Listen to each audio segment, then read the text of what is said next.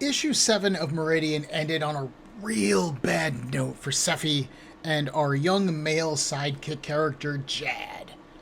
Sephie's kindness to the land city of Akasian, using her sigil to restore its wooden structures back to health, was repaid in betrayal. Seeing an opportunity here, Minister Mariah has now imprisoned Sephie in one of the city's dye warehouses, which is staffed by young children. These kids are actually orphans, taken in from all over the world as what looks like an act of charity, and they are put to work earning their place as a citizen of Akasian. Jad, meanwhile, made the trip to Catador Island all by himself. He dodged the Catadorian soldiers with some local help, a young man named Derek, who then had bad news for Jad. Minister ILAHN sent soldiers to bring Sephie back when she fled the island, and she fell. Sephie is dead. Things were looking great for Uncle ILAHN, though. Not only does he have a new willing student in Risha, but Akasian has informed him that they actually have custody of his secretly not dead niece. Realizing what falling from the sky and living means for a sigil bearer, like himself, he has chosen to go and get Sephie himself. My name is Ben, and this is Comic Book Breakdown, episode 32.8 of Meridian, Bad Business.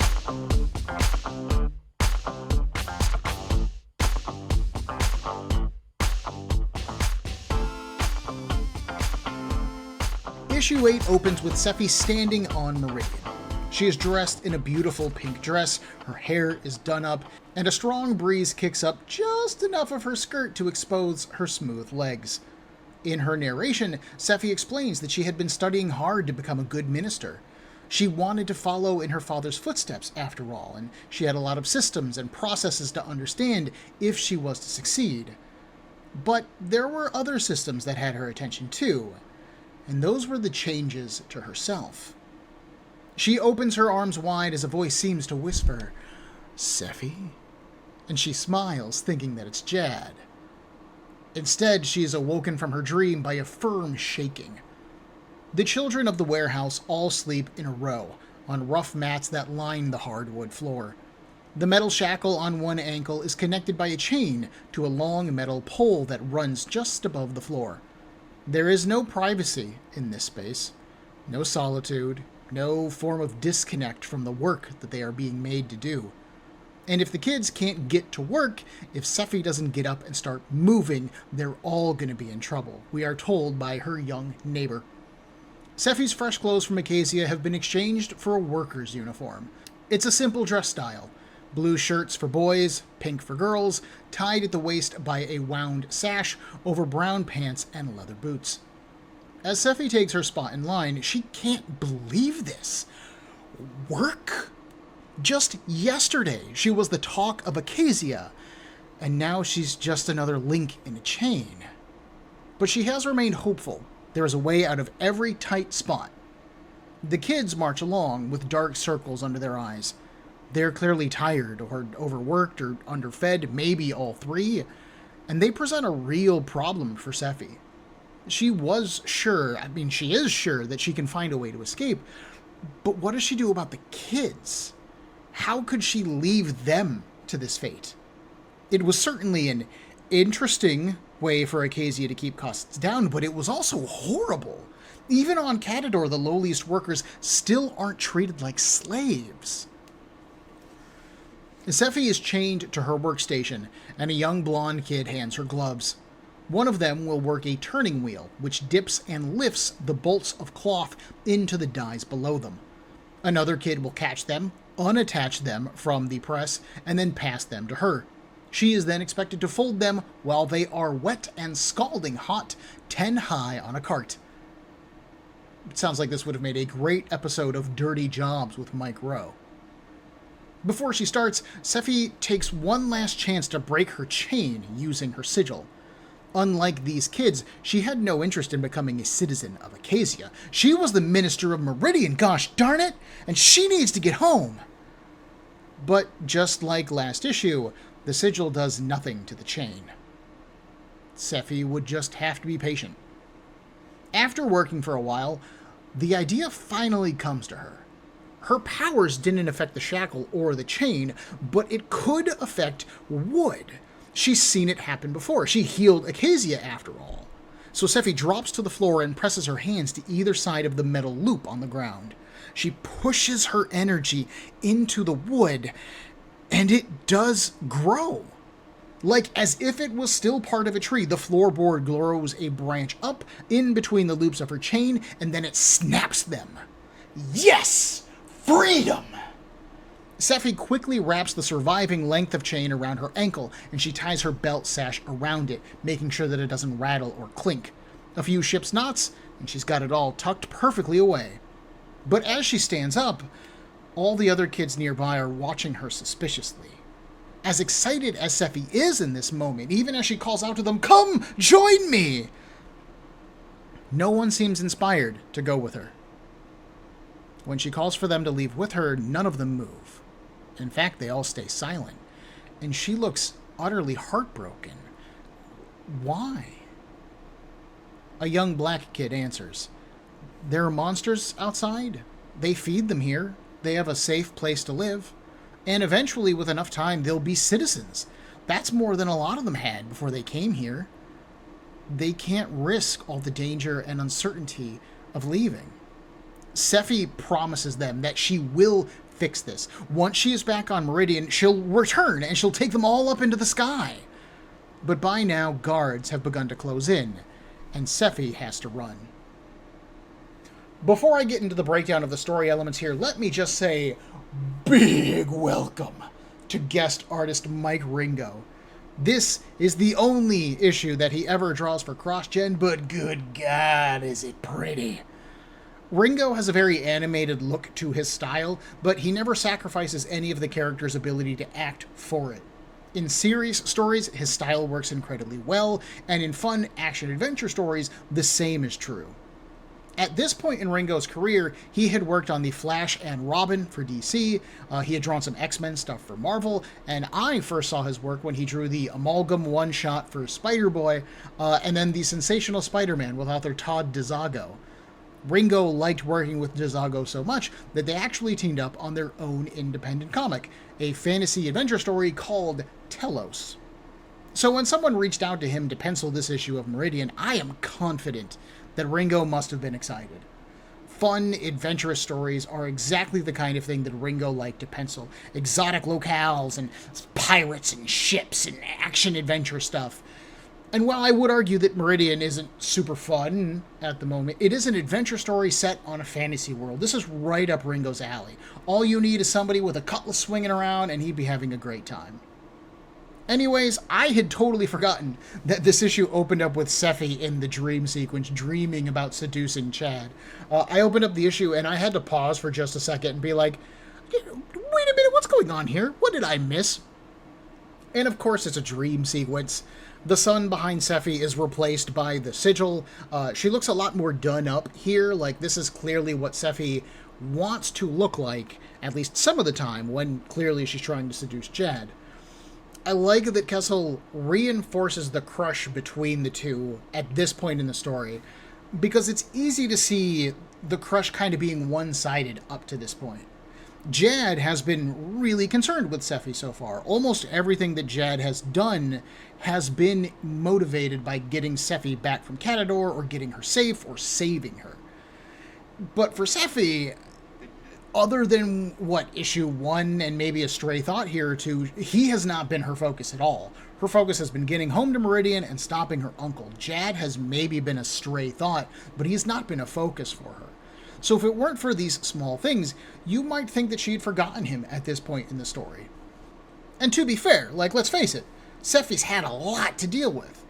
But part of the reason I like Kessel doing this is because it highlights how different the current missions are for Sephie and for the remaining Meridianites.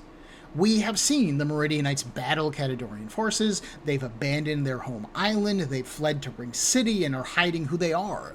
Jad traveled to the enemy base, Catador, all by himself, knowing that he's a wanted man, kinda sort of in a way. Sephie, meanwhile, stayed at a palace with her uncle until he demonstrated that he was kinda gross. And then she dropped out of the sky, tried to help Akasia, and got trapped for it.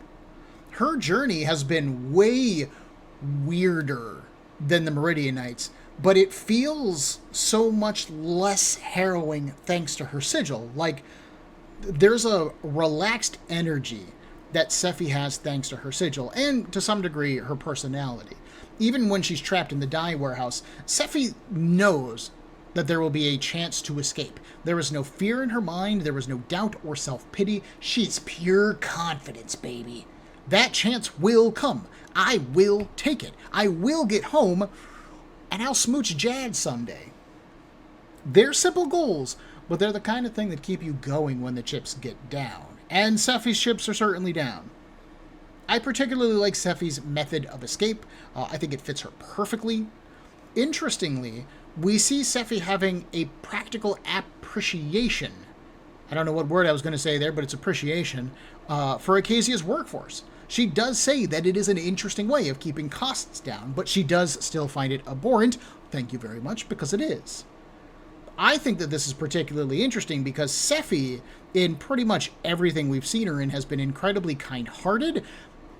I would say that she's kind of like a bit of a perfect princess type of character. She just can't make mistakes and everything seems to work out for her. She hasn't done anything bad or anything wrong up to this point, especially when you compare her to someone like her uncle, right, who is like the worst. But here in this moment, I like that we see a part of her understands why this works for Akasia, even if morally it's wrong. Here's a gross sentence. I like the child slavery aspect of this because I think it is a unique way to demonstrate a fantasy aspect of Demetria, the planet that the story happens on, that we haven't gotten to see up to this point. We now know that people live on the floating islands because it's safer there, but it also costs money to move and live up there. The rich live on the sky islands. The poor have to live on the surface. They just don't have a choice. And that means that they have to create cities like Akasia, which then have to answer for threats like the celanaug, like the toxic surface and toxic waters.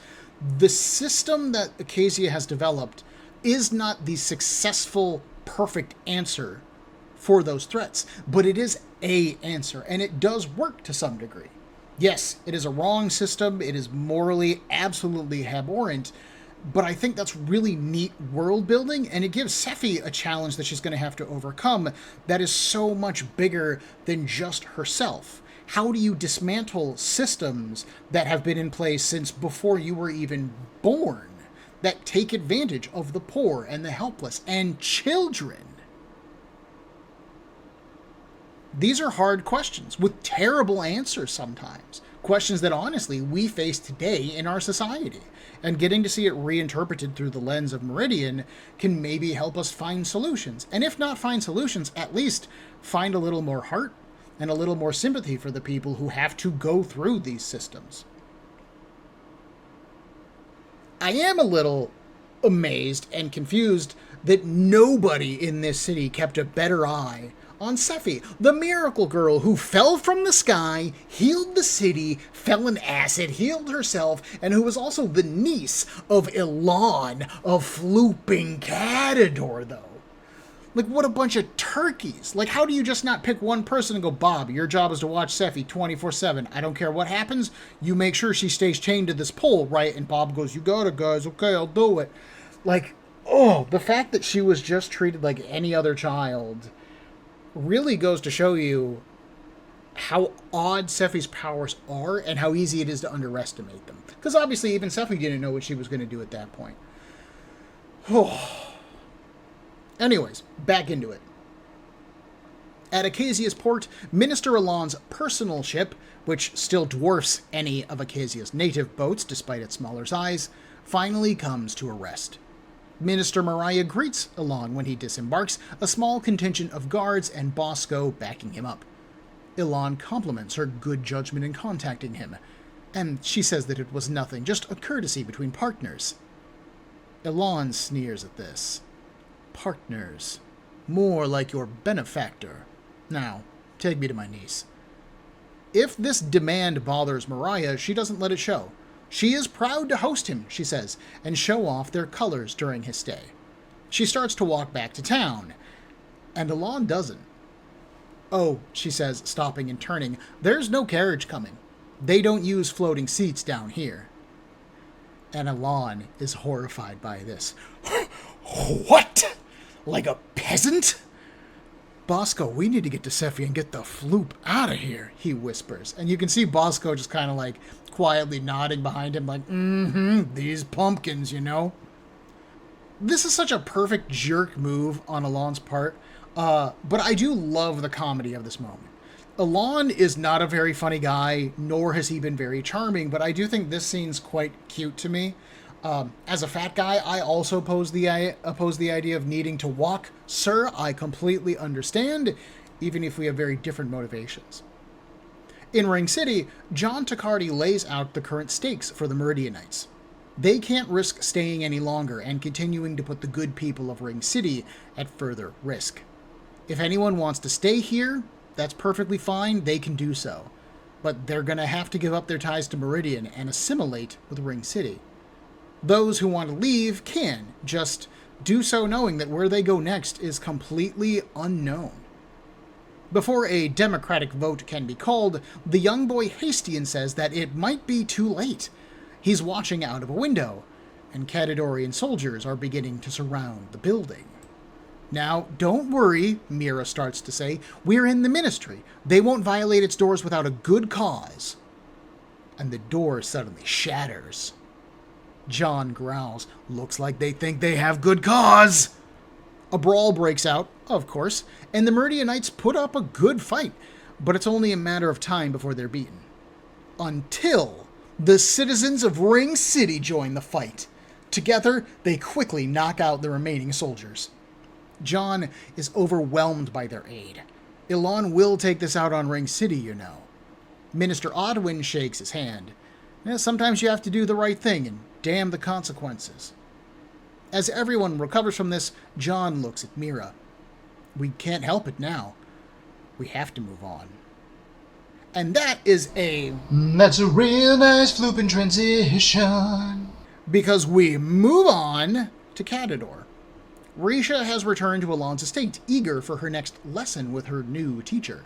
She is surprised and frustrated to find that the minister is gone, and LaRossi isn't talking where. He says that he does understand what she wants from his boss, but he cannot provide it if he is not here. Good day. Storming off in a huff, Risha passes by the muse of Gaetan, who sits on a stone bench near a fountain. The future is never a secure thing, she says, catching Risha's attentions. She warns the younger woman that her opportunity for power will open again soon, but it will cost her. That scene between ILAHN and Mariah has an interesting dynamic that I really want to point out for a second. When Mariah found Sephie and we saw the two of them together walking Acacia, they felt like peers. Sephie trusted Mariah, she gave her aid to Acacia freely, she was friendly, if, a little bit shifty when answering Mariah's probing questions. When ILAHN shows up, he makes sure to establish first that he does not view them as peers or partners or anything at all like equals. As far as ILAHN is concerned, he is better than Mariah, and he wants to make sure that she knows it. If Mariah picks up on this slight, she eats it pretty quietly because she doesn't react to it at all. I think that this once again highlights the personality differences between Sephie and her uncle, and it's going to shape how they ultimately interact with Acacia as we wrap up this story. Sephie could have been an ally, but she's turned into... well, enemy feels a little bit extreme for someone like Sephie's temperament, but certainly not an ally. And Mariah hopes to turn ILAHN into an ally. And let's just say that doesn't quite work out very well either. The scene with the Meridianites once again gives us some action to scratch that storytelling comic book itch, and I think it's a natural step for those characters, and I appreciate author Barbara Kessel not drawing that part of this story out for long. It does feel like it's happening a little fast, but I also think that it's meant to quietly indicate that there is some passage of time here. It feels like only a day has passed since Sephie left Catador, but it's actually been a few days. Enough time for the Meridianites to feel unwelcome and like their presence is a threat to Ring City's safety. And this final scene with Risha demonstrates how driven she is as a character. Because she didn't just ask to continue her lessons, she demands that LaRossi tell her what is going on with the minister. And he says that's just not her business yet. And as she stomps away, she even says that his position is not as secure as he thinks it is, meaning that if she needs to get him out of the way, she'll do it. We have had no context for how far Risha will go in her quest for power, but she has traveled the world. She has laid herself at the feet of the greatest minister on Demetria, if you want to believe that kind of crap. She's willing to do extreme lengths in order to get the things she wants. She's not going to let little people like Boscow or LaRossi stop her ambition. She is very much like ILAHN indeed. And then we have the Muse preparing her for a big change, hinting at the future, because this is what the Muse does after all. We then touch base with Jad slowly flying his way to Ring City. He is leaning over the railing of his ship. "I hope your end was quick," he says to the ghost of Sephie, "and painless. And I wish I had the chance to tell you, but I didn't. And now I have to tell the others you're never coming home."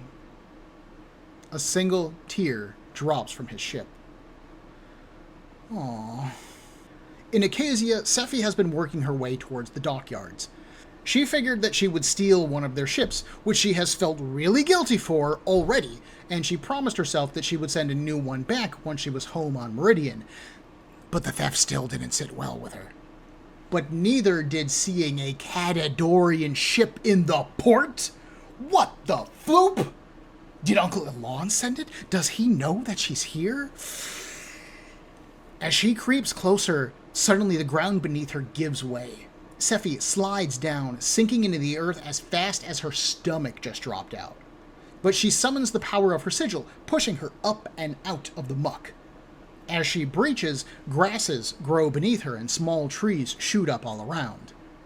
This power, it could push, it could heal, but it couldn't break, she reasons. Or was it not that the power couldn't break, but that she couldn't break things?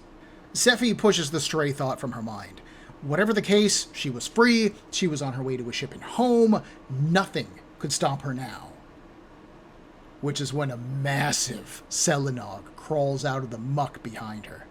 Its body is easily 15 feet long from snout to the tip of its tail. Twin ridges of bone run alongside either side of its spine. Spikes jut from its joints and sharp claws top its feet.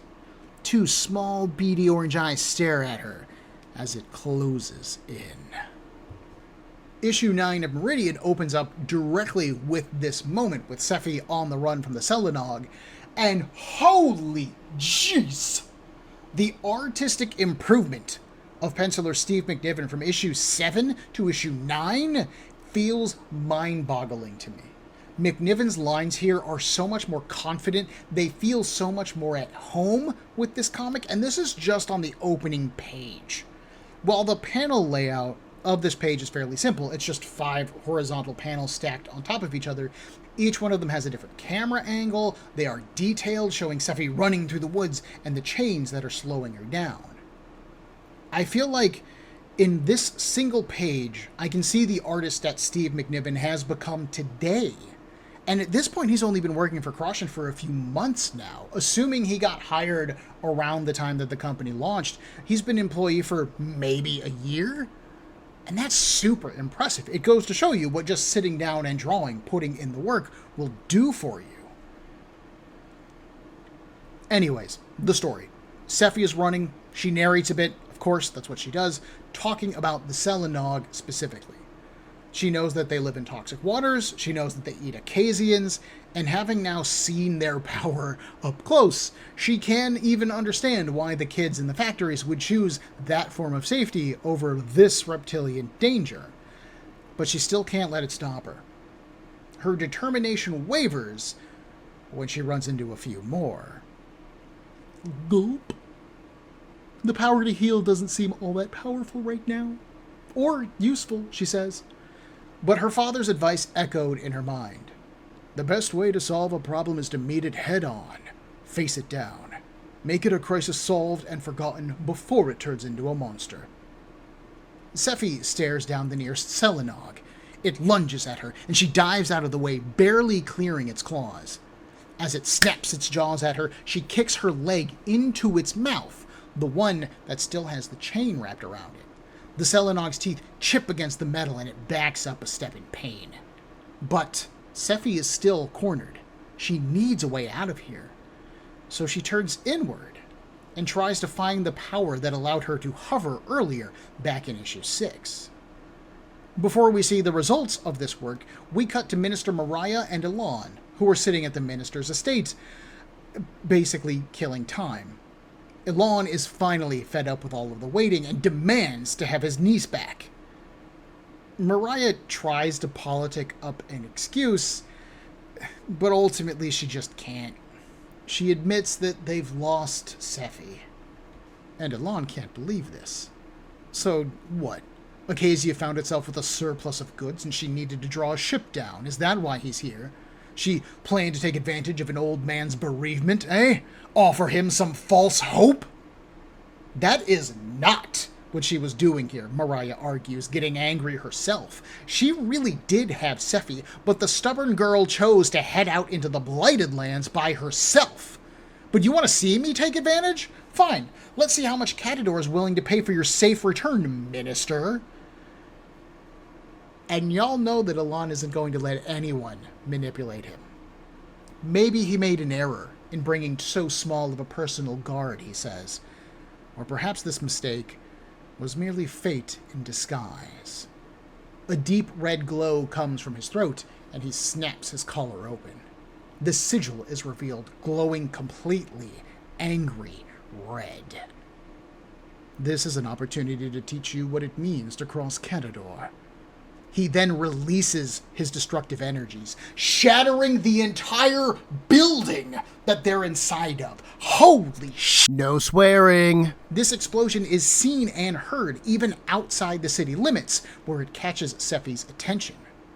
She wasn't familiar with explosions at all, having never heard one, and her desire to see what was going on was so strong that the power she was looking for on the inside, she immediately just taps into it and floats up into the sky.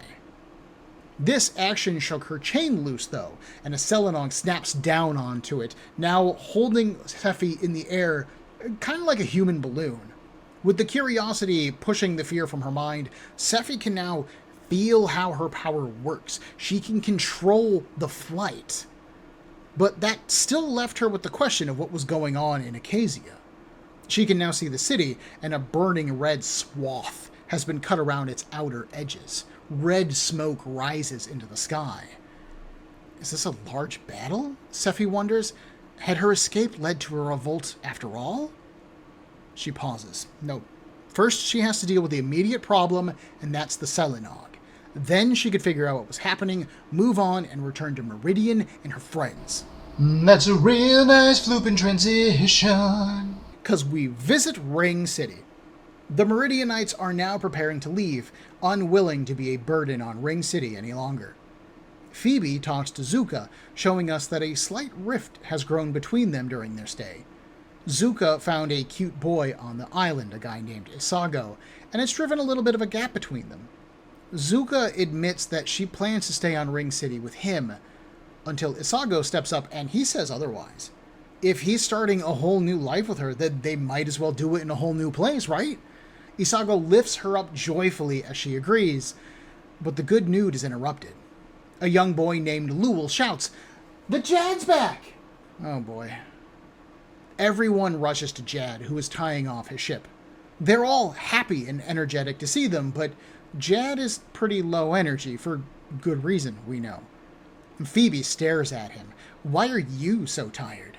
Oh, the long voyage back with Sephie, all alone on that ship? But Jad says no, Sephie isn't coming with them. She puts her hands on her hips. Well, why not? What, she spends a week on Catador and she's spoiled already? That girl. No, Phoebe. Sephie isn't ever coming back, Jad says. She's dead. And someone off panel gives a really dramatic Darth Vader style "No!" I assume that it's Phoebe, but it really seems over the top. Phoebe hugs Jad, who then explains what he was told. She then explains what's been going on with the Meridian Knights. And they're moving on. If Sephie's dead, then they have no reason not to just move on. They're going to find a new island, make a new home. Cry all you want, she says. You'll make it through this. We'll make it through this. Yeah, Phoebe. We sure will. You hussy. So while I like a lot about this little scene on Ring City, it's also a little bit hard to swallow at the same time. First off, the idea that Zuka met a guy and she is already ready to give up living with her own people for him, and that then he is ready to give up everything so that he can live with her, it's super romantic, but it really comes from out of nowhere. Kids, you just met. Take some flipping time to get to know one another first. Phoebe has gotten so much more screen time than Zuka up to this point that, honestly, she feels like a more known character at this point. But that does reduce Zuka's own story depth. Her falling in love doesn't matter to her story because Zuka hasn't really been a character up to this point. Her story only matters in how it affects Phoebe, in that it drives a small gap between them, further isolating her. That doesn't even happen because Isaga was such a good dude, or he's just so utterly desperate to get with Zuka that he's just willing to give up his life to be with her. And I appreciate the dedication between these youngsters, but again, this is so fast. We haven't even seen any of you kids go on a date yet. And clearly there is a degree of like old 19th, 18th century thinking in Meridian in terms of like, oh, the Meridian Knights have really been trusting, like, the young teenagers to go and do stuff. Jad was given a boat and then sent to Catador by himself, which to me seems absolutely insane that you would trust a young teenage boy to pull that off stealthily. And I mean, admittedly, he has, but there is a certain degree of teenagers feel like dumb adults in Meridian. And maybe that's because they actually are, but they are so less guarded or protected or watched over at this point that it does feel weird in our society. And it's probably because I have grown up the past 30 years of my life in a society with the internet where people are constantly being watched and everyone has cell phones and we're constantly in contact with each other and somebody's always telling you the best way to grow up or be a human being or do this or do that. That seeing characters who are just kind of allowed to do stuff feels foreign to me. I don't mind that she has fallen in love. I just want to see her fall in love. I want to feel like she fell in love, as opposed to these two met each other and they really like making out and now they're going to move to a new island and potentially get married. Just, oh boy. This does, however, fit the like background romantic tone. What is with my pronunciation this episode? That Meridian has had since its beginning. After all, the Sephie-Jad relationship sure as heck ain't going anywhere while she's questing and he thinks that she's dead. We saw John and Mira get together, so, you know, good for them. That felt fast. But then you had a character like Jad be like, oh, you two are dating and you didn't tell me? I kind of wish you had. I feel a little offended, Dad. And he was like, look, and he had good reasons. We don't get to see any of that with Zuka at all.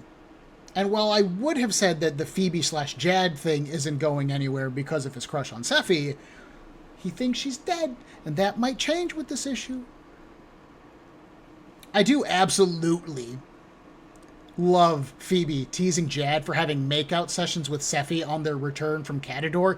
It's such a catty, no swearing thing for a young woman to do, and given how spirited we have seen Phoebe to be up to this point, it just feels right. She's jealous of Sephie, I get it, and it makes Jad's news of her death hit all that harder. The really over-the-top delivery of no feels super cringe for a number of reasons. First off, like I said, Phoebe just accused Jad and Sephie of spending time together, and instead Sephie's dead. So that's real big amount of egg on your face, Phoebes. And secondly, the panel that the no is in only shows us Jad. So we don't even get to see the facial reactions of characters like Phoebe and Zuka, who have been set up at this point as Sephie's closest friends. They worked with her. Like, even if you don't want to consider them friends and you just consider them the caretakers of Sephie, that's still their charge that they were just told is dead. Which one of them was so affected that they screamed no? I don't know. Is this Phoebe overreacting to hide her feelings with Jad? Is this Zuka reacting honestly because she's that torn up? I don't know either of these characters well enough to know, and I don't get to see who is doing it to be able to get a good read on the situation. This could have been an artistic choice by McNiven instead of a choice by author Barbara Kessel, and maybe McNiven wanted to show how utterly broken Jad is with this news.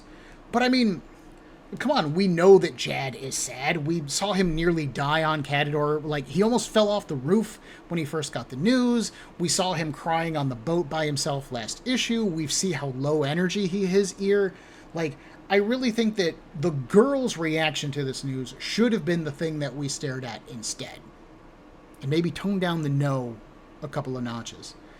And then finally, we do have Phoebe offering to be the shoulder that Jad cries on.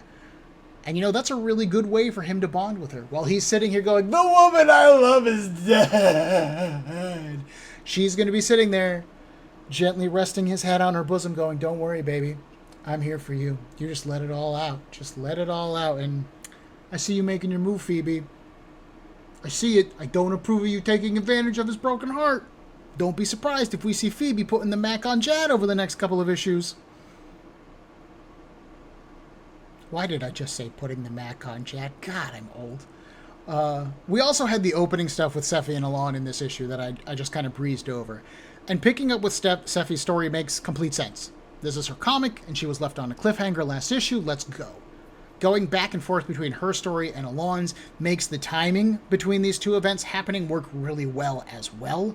Sephie sees the Catadorian ship. She fears it a little bit, like it causes her to kind of go, and then that gets her into deeper trouble with the celanaug, and then ILAHN's outburst causes her curiosity to overpower her conscious mind, which allows her to fly and check out what's going on. Like, I like the cause and effect that Kessel has going on here. I like the push and pull of the narrative. It also shows that the sigil functions more as a part of a person than like a device that they have. Sephie can't force the sigil to do what she wants it to do, but it will help her do what she wants to do naturally. That is a really cool way of limiting her power, but also keeping the potential of the sigil, honestly, limitless. It also helps demonstrate why a character like Sephie here in Meridian gets to fly, but Ethan of the comic Scion at first just gets to create an energy sword. Ethan was trained to use a sword in combat, and the sigil acts as an extension of his will, so when his sword breaks and he needs a new one, boom, he just creates a new one. Sephie, on the other hand, isn't afraid of falling or flying, and she constantly needs to be on the move to escape her enemies. And so this makes the sigil a really great creative tool in the writing of CrossGen's comics because it can be so versatile and utterly tailored to each individual character. While you might see overlap in certain characters' powers, when it comes down to the core of who that character is, that is what's going to shape what their sigil does for them. Like with ILAHN and his outburst. I just want to say, I love the scene between Mariah and ILAHN as well. We have seen Mariah make decisions as the Minister of Meridian, and we know how she thinks at least a little bit. And she is a pretty smooth operator when she is dealing with the inexperienced Sephie, but oh boy, she doesn't even try to put up a mask when she's dealing with ILAHN and his reputation and his power and just his professional demeanor. And I love that she does try to lie to him, but she's just like, you know what? She knows she's not going to trick ILAHN, so she just goes, you know what? Whatever, we lost her, my bad, I'm sorry. She made her play, it didn't quite work out, and she is honest about it. I do feel like that is something that, like, Turos of Meridian, ILAHN's brother, Sephie's dad, could have forgiven that kind of thing, and maybe worked out a more equitable deal, or at least a more sympathetic deal with Mariah. But not ILAHN. Oh no. ILAHN only sees her attempt to manipulate him, because that is exactly what he would have done if he had been in her situation. Then we have his reaction, and oh boy. We've seen that ILAHN is willing to harm other cities, like when he threatened to let Torbil fall. Even Akasia was talked about. I don't remember the specific reference they make, but even Akasia talked about some of the economic warfare that ILAHN has engaged with other cities. And sure, you could argue that the situation with Torbil was a bad contract, but it wasn't really evil or mean. It was just a bad deal. It was business, you know? But when Mariah fails to produce Sephie, ILAHN doesn't just leave Akasia or berate her for her failure. No, he outright starts to destroy her city. ILAHN has gone from being just a passively bad dude who lets bad things happen because sometimes bad things happen, to an outright force of destruction.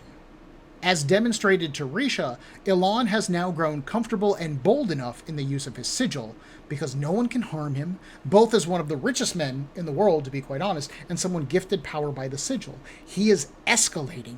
Every bad part of ILAHN is made worse thanks to him having the sigil, and this isn't good for anybody but him. For example, on the ground, ILAHN clutches at Mariah's arm, dragging her along his tour of destruction. Every building that he passes, he destroys in a casual burst of red energy. He remains calm throughout this demonstration, critiquing her behavior as a minister. Mariah needs to learn from her mistakes.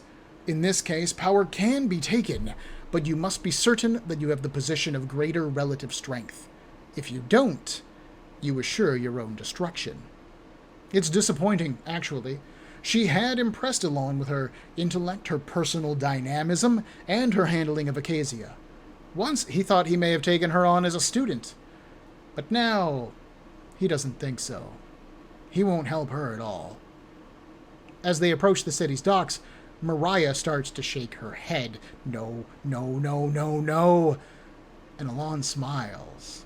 Yes, you gambled with your city's prospects. Now you pay the price for bad business.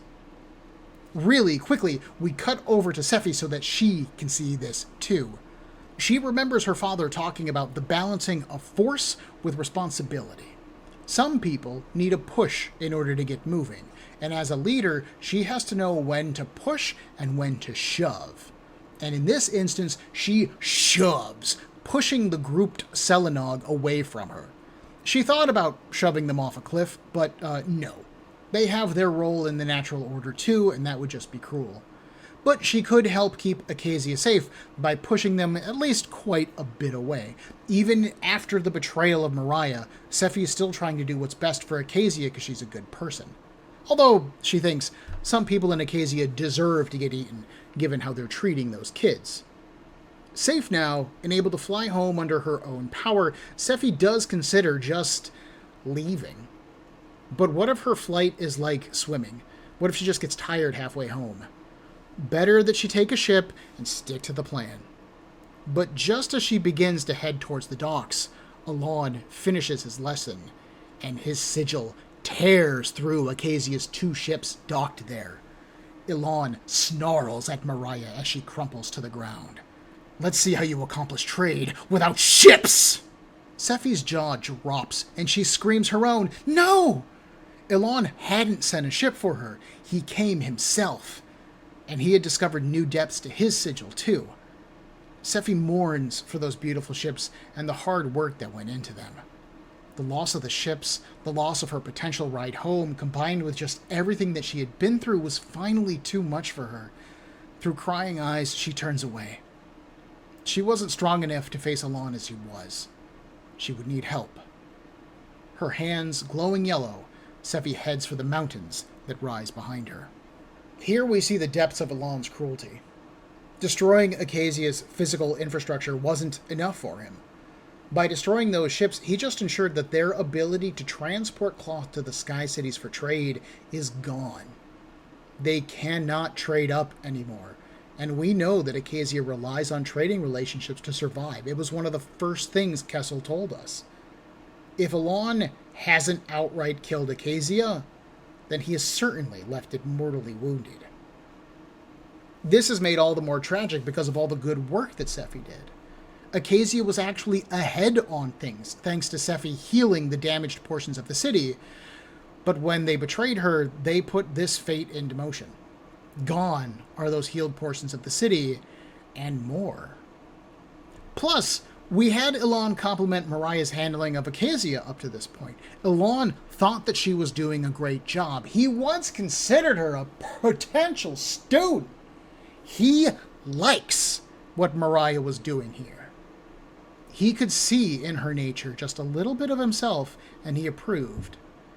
Ironic, then, that he punishes her for taking an action that I honestly think ILAHN would have done if he was put in a similar situation. But even that, he turns into a lesson like, what a condescending prick. She could have pulled this off if only ILAHN didn't have the sigil. Like, he outright says it. There's an exchange of power going on here. Yours is just the weaker balance of it. Oh, it's just bad luck for her that she happened to try and double-cross the one guy who has a destructive gift on his neck.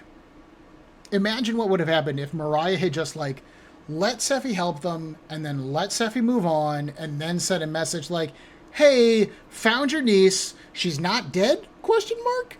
We tried to keep a hold of her, but she's got a glowing forehead, and we couldn't handle her, sorry, best of luck, she's on her way home to Meridian, let us know if you need anything, though, okay, thanks, bye, bestie. You know, I bet ILAHN wouldn't have even cared about Akasia then. And if he did, it may have been some kind of economic twist, but it certainly wouldn't have been outright destruction of the city. But that's what you get when you try to play both sides against the middle. Sephie's adventure has now truly begun. No longer is she being dragged around by her uncle or stumbling down into an opportunistic trap. She has chosen to wage war on her uncle. She needs allies. Now, she just has to find them. Join me in a week for Comic Book Breakdown episode 32.9 of Meridian, Forging New Bonds.